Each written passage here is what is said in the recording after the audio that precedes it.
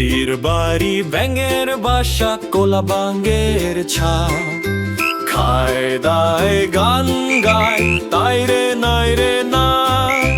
পুকুর পাড়ে লাফিয়ে চলে খুশির সুরে গায়, ছোট্ট ব্যাঙের মজার খেলা বাচ্চাদের মন ভোলায়।